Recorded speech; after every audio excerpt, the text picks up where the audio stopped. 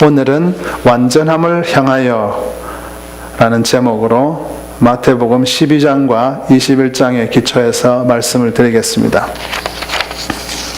야고보서 3장 2절은 이렇게 말씀하십니다. 우리가 다 실수가 많으니 만일 말에 실수가 없는 자라면 온전한 사람이라 능히 온 몸도 굴레 씌우리라. 사람들은 다 말 실수를 합니다. 누가 적게 실수를 하느냐, 누가 많이 실수를 하느냐의 차이는 있지만 말 실수를 하지 않는 사람은 하나도 없습니다. 그리고 실수를 해놓고 아이쿠 내가 실수했구나 알아차리는 사람이 있는가 하면 실수를 해놓고도 실수했는지 모르는 사람이 있습니다. 하지만 전부 실수는 합니다.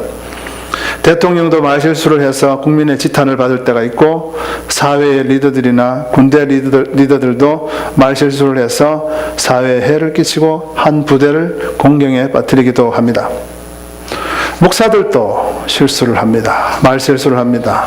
말의 실수와 행동의 실수를 합니다. 장로님들도 집사님들도 실수를 합니다. 그리고 예수 믿는 그 누구라도 다 실수를 할 수 있습니다. 왜 그렇습니까?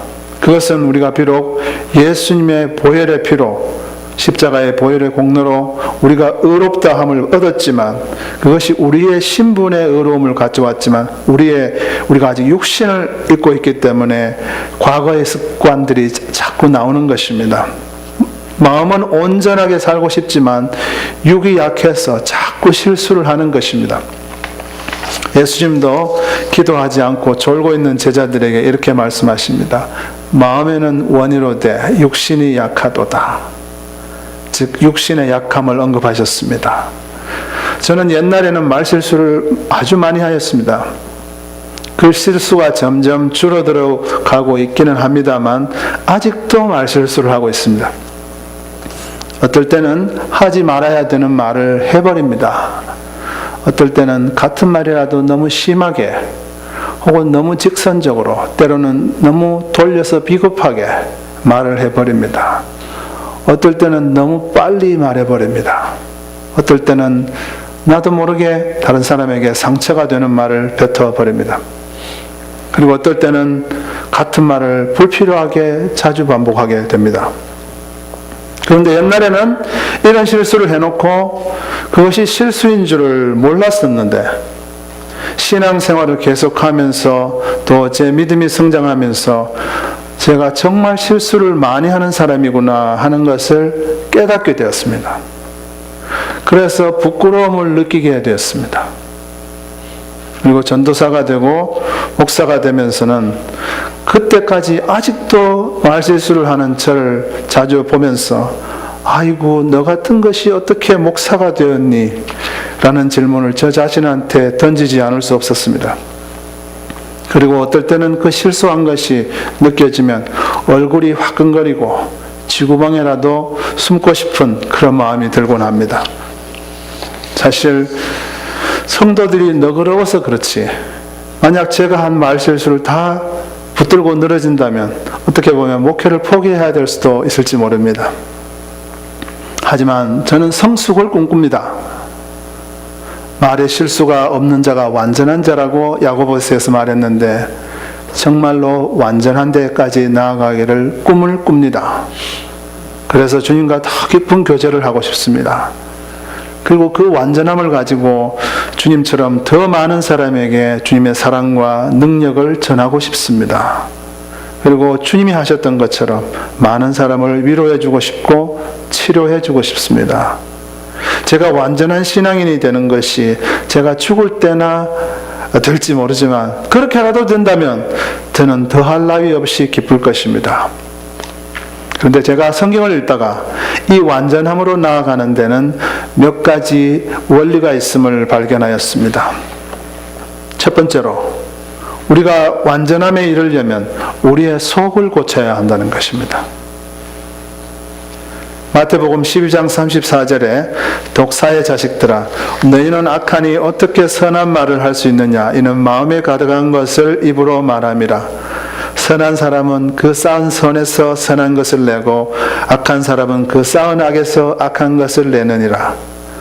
성경은 분명히 말씀하십니다. 말은 마음의 표현이라고. 때문에 말을 고치려면 속을 고쳐야 한다는 것이 성경의 원리입니다. 마음속에 더러운 것이 있으면 그것이 입으로 나와서 말하는 사람과 말을 듣는 사람 전부를 더럽게 한다는 것이 성경의 원리입니다. 마태복음 15장 11절에 사람의 입으로 들어가는 씻지 않은 손으로 집어먹은 그 음식이 사람을 더럽게 하는 것이 아니라 사람의 입으로부터 나오는 그 말이 그 사람을 더럽게 한다. 이렇게 말씀하십니다. 우리 속에 미움이 있으면 아무리 남에게 선한 척 하고 싶어도 자기도 모르게 독이 있는 말이 나올 수밖에 없습니다.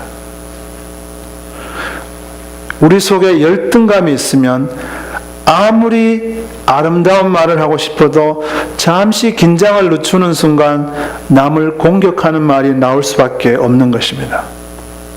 늘 음란물을 즐기는 사람은 자기도 모르게 지저분한 말을 뱉을 수밖에 없는 것입니다.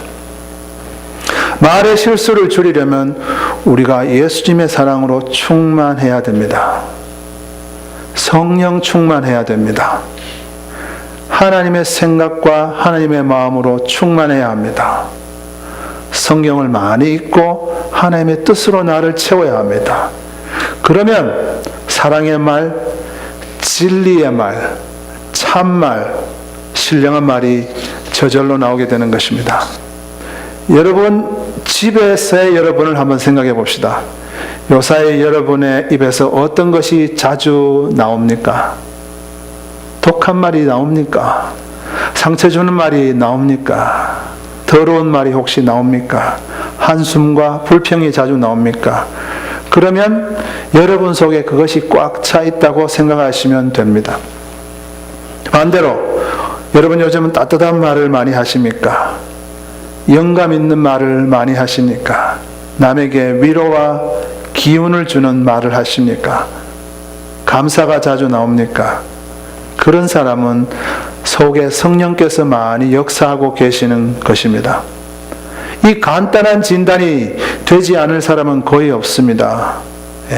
여러분이 만약 전자의 경우라면 무릎 꿇고 성령 충만을 받기 위해서 기도하셔야 됩니다. 그러지 않으면 반드시 인간관계에 문제가 오게 되어 있습니다.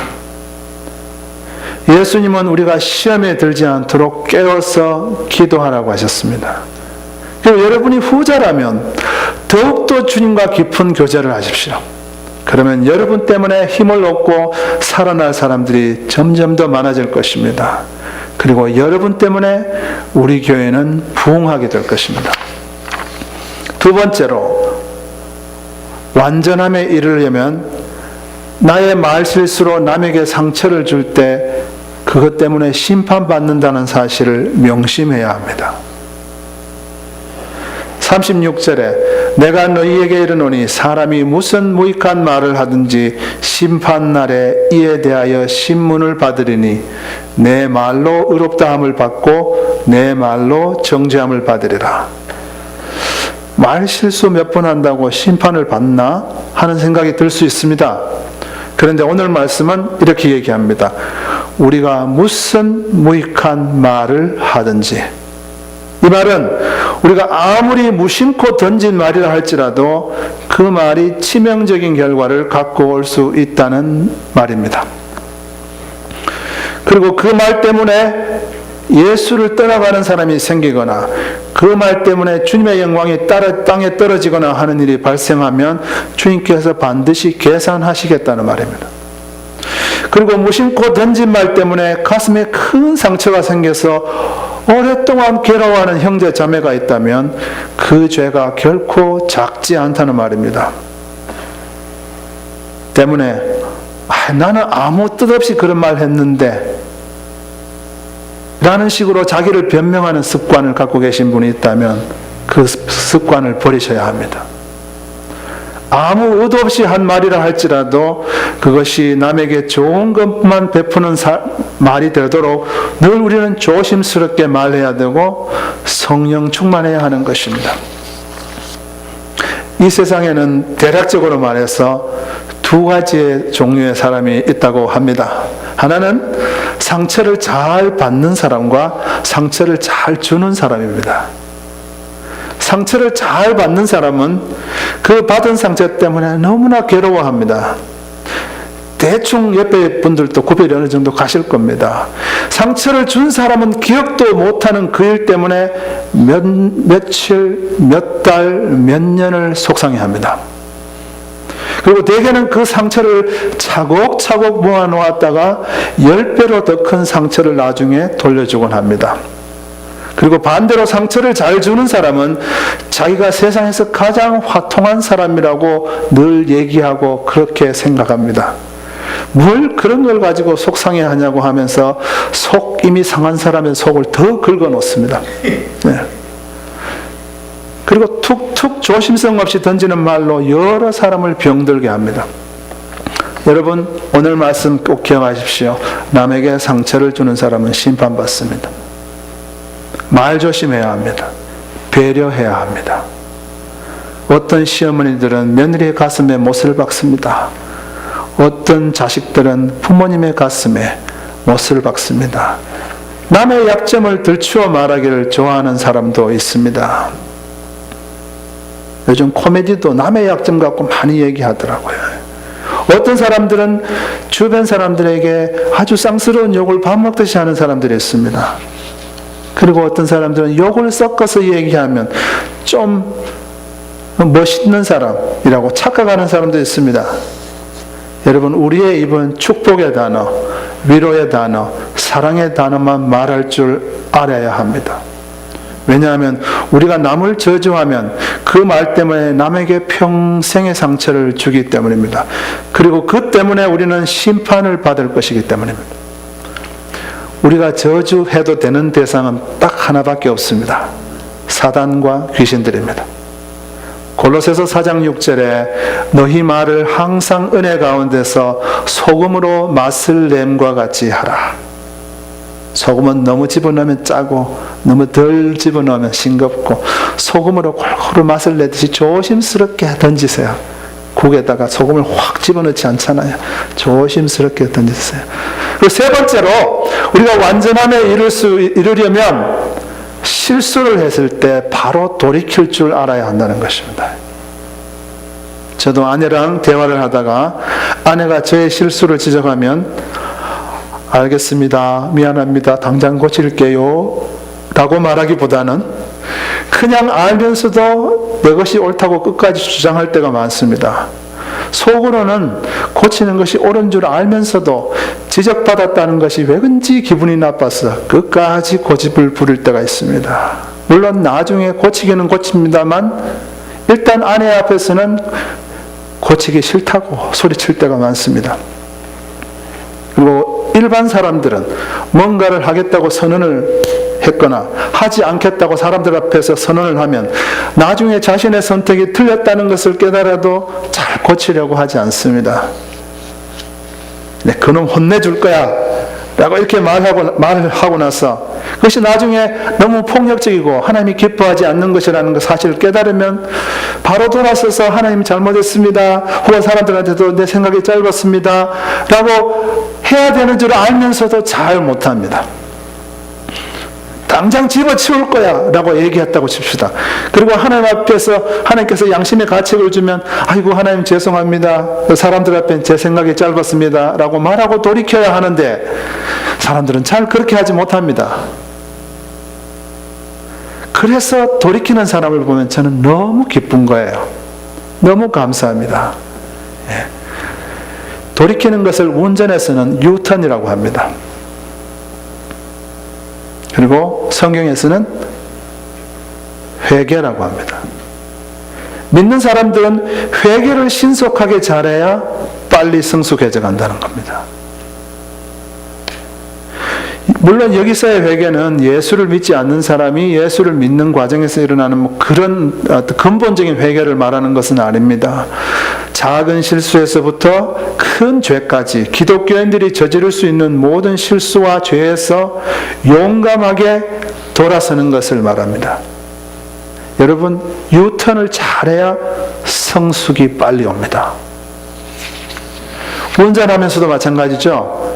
자신이 틀렸다는 걸 알면서도 아내한테 큰 소리 친 것이 부끄러워 계속 잘못된 길로 운전해 가면 기름 낭비, 지금 웃으시는 분 남편이 그렇다는 거죠. 예.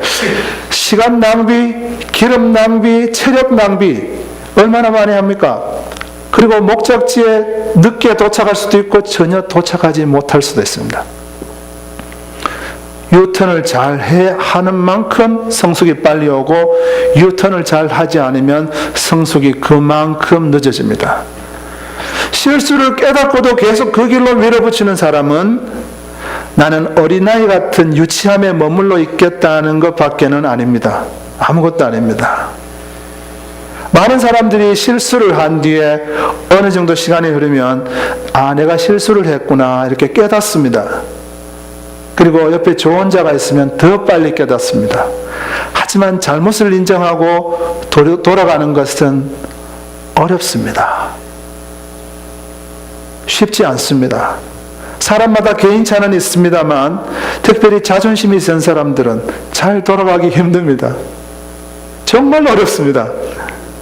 그리고 하나님 앞에 회개하고 자기 잘못을 인정하는 것도 결코 쉽지 않습니다. 왜 그렇습니까? 왜 그렇습니까? 바로 자존심 때문입니다.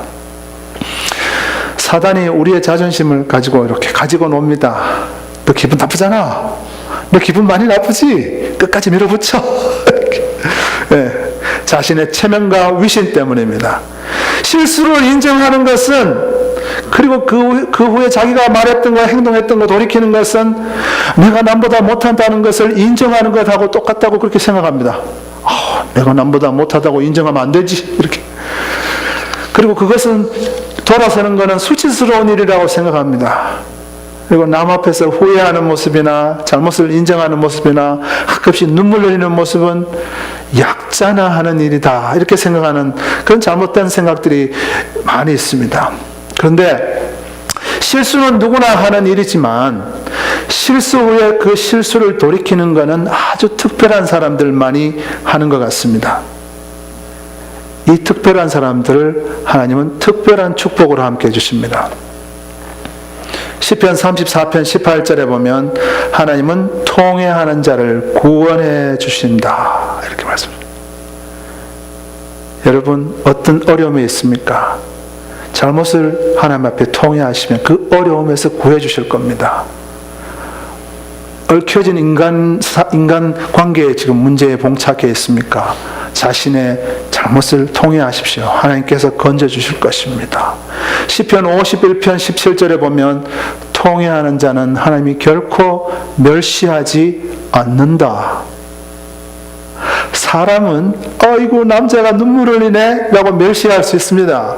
사람은 아이고 이랬다 저랬다 하네 아이고 가벼우셔라 이렇게 할 수 있습니다. 그런데 하나님은 통회하는 자를 결코 멸시하지 않는다는 말은 그 통회를 존중해 준다는 말이에요. 이사야서 57장 15절에 보면 통회하는 자의 마음을 소생시켜 주신다. 통회하기 전까지의 마음이 얼마나 찌그러져 있겠습니까? 얼마나 갈기갈기 찢어져 있겠습니까? 그러나 통회하면 하나님이 그 마음을 새 걸로 다 깔끔하게 치료해 주신단 말입니다. 예. 하나님이 회개하는 자, 즉 인생의 실수를 깨닫고 유턴하는 자를 정말로 특별한 사랑으로 사랑해 주시겠다는 약속인 겁니다. 오늘 말씀에도 이 유턴을 잘한 사람을 볼 수 있습니다. 어떤 사람에게 두 아들이 있었습니다. 그런데 아버지가 어느 날 맏아들에게 가서 말했습니다. 오늘 포도원에 가서 일 좀 해라. 그랬더니 이놈이 알았어 이렇게 말을 해놓고는 가지 않는 것이었습니다. 그런데 둘째 아들에게 가서 똑같이 말했더니 싫어 나 안 갈래 이렇게 말을 하더니만은 나중에는 아이고 내가 잘못했구나 내가 아버지한테 실수했구나 라고 깨달은 뒤에 일을 하러 갔다는 사실입니다. 여기서 예수님은 둘째 아들이 정말로 둘째 아들이 바로 아버지의 뜻대로 행하였다는 것을 암시하면서 실수는 누구나 할 수 있지만 회개가 정말 중요하다는 것을 가르쳐 주십니다. 여러분, 지금까지 여러분이 어떻게 살았든지 상관없습니다. 하나님이 여러분이 그 잘못했다는 것 자체 가지고 책망하거나 벌하거나 하지 않으십니다. 단지 돌이키지 않고 회개하지 않는 것 때문에 심판이 임한다고 주님은 말씀하십니다. 주님은 사랑이 너무 많으셔서 우리가 실수하자마자 벌을 확 하시거나 죄 짓자마자 벼락을 확 때려버리거나 그렇게 하지 않으십니다. 반드시 회개하라고 자꾸 얘기하세요. 때로는 우리 자녀의 입술을 통해서, 자주 목사의 입을 통해서, 때로는 성경 말씀을 통해서, 기도하다가 영감을 통해서 회개하라고 메시지를 자꾸 주세요. 그리고는 회개할 기회를 주신다는 거죠. 이것은 사랑입니다. 이것은 사랑입니다. 사랑이 없으면 회개하라고 외칠 이유가 전혀 없습니다. 사랑이 없으면 그 악명 높은 니느웨 성에 요나를 보내어 회개하라고 외칠 이유가 전혀 없습니다. 여러분, 세상의 판사들이 죄인들에게 회개하라고 외치지 않습니다. 그냥 그 죄에 알맞는 형벌을 내리려고 하는 데만 관심이 있을 뿐입니다. 그런데 주님은 우리를 용서해 주시고 싶어서 안달이 나신 것처럼 계속 회개하라고 외치고 있다는 사실을 꼭 기억하시기 바랍니다. 일반적인 계모는 아이들이 잘못하면 잘못했다 소리를 요구하지 않습니다. 그거 아십니까? 잘못하면 바로 때립니다. 일반적인 경우는. 그래서 친모는 때리기 전에 잘못했다 소리를 듣고 싶어 합니다. 왜냐하면 사랑하기 때문입니다. 이 사랑에 감사해야 하고 회개거리를 기도하면서 찾아 나가야 하는 의무가 우리에게 있습니다. 여러분, 주님의 사랑이 얼마나 큰지 아십니까? 어느 정도 큰 실수까지 덮어주실 수 있는지 아십니까? 우리 인간이 보기에는 도저히 회복 불능의 실수를 할지라도 돌이키기만 하면 다시 품어주시고 다시 살 길을 주십니다. 오늘 말씀해 보면 세리들과 창녀들까지도 회개하면 용서해 주시고 그 사람들을 천국에 받아주시겠다고 말씀하고 계십니다. 세리와 창녀는 그 당시에 가장 대표적인 죄인들이었습니다. 지금은 그보다 워낙 더 심한 죄인들이 있어서 그거 괜찮은 정도라고 느껴질 수도 있는데, 지금으로 말하면 연쇄 살인범 정도 된다고 생각하시면 됩니다. 가정 파괴범. 그런 자라 할지라도 돌이키면 용서해 주시고 천국에 받아주시겠다는 겁니다. 정말 큰 사랑이 아닐 수 없습니다. 그런데 정말 이율배반적인 것은 뭐냐 하면, 사실 이렇게 큰 죄인들도 회개만 하면 용서받는데 그보다 훨씬 작은 죄를 짓고도 회개하지 않아서 천국에 못 가는 사람들이 있다는 사실입니다. 사실 예수님이 지금 이 얘기를 대제사장과 백성의 장로들에게 하고 있습니다.